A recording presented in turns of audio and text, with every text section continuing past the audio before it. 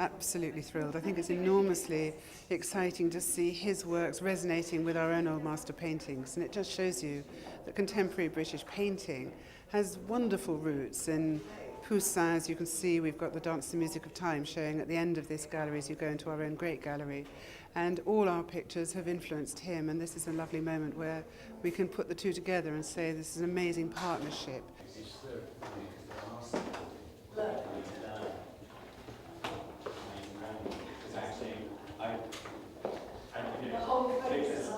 Yes, he's been wonderful. These West rooms were in dire need of work being done on them.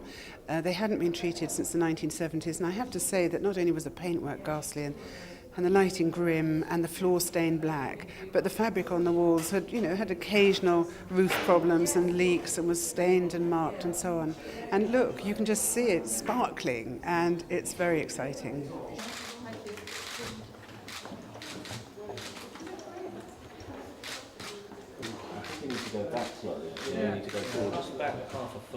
Yeah, it's just, what's it all about is the big question, isn't it? And I think you can make any kind of art, and it's, you'll be covering the same sort of ground.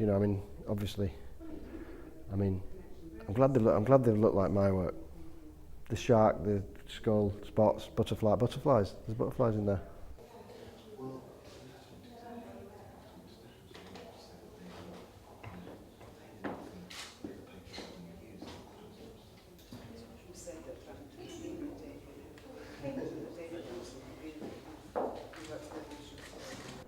I don't know. I've always liked the idea of a painter more than a sculptor or an artist.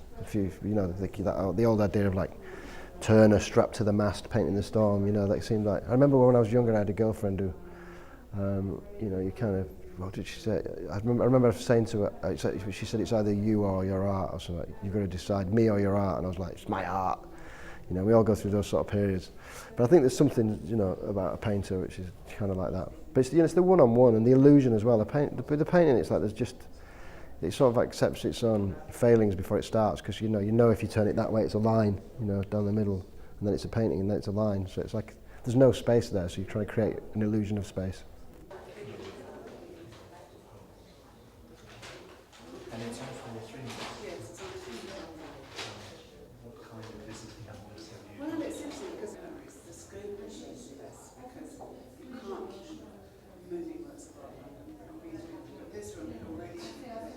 I suppose it is. It's kind of more inward, I guess. Yeah, but I love all art. I've always, my favourite artists. They paint, they sculpt, they do collages, they do lots of things like Picasso or Matisse or somebody. They have a lot of different things. And I think some artists just paint, some artists sculpt, but then other ones do everything. So I've always tried to do all that. And then I've kind of had a romance with painting since the beginning, because I've always my spot paintings were about this kind of imaginary painter who constantly painted happy paintings in this kind of minimal sort of format, So I always thought, and then the spin paintings were about that as well. And then the monochromes there's all this sort of there's always this painter lurking somewhere in all the work that I made.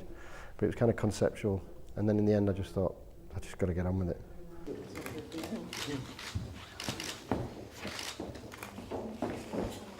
Damien. Smashing, thanks a lot. Thank you. Yeah, my mum said to me when I was younger, why can't you just paint nice things like flowers, when I first started doing art, so I thought I'd better have a go. So he's, if you like, already lifting himself up socially with his surrounds.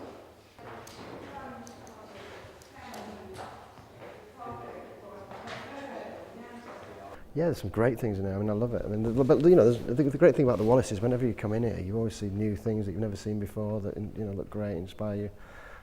After being here, spending a few days here installing, there's loads of snakes. I didn't realise, but Wallace was obsessed with snakes. It's in all the sculptures there's snakes and lizards and all that kind of stuff. So I think my iguanas, they're not quite snakes, but I think they're right at home in here.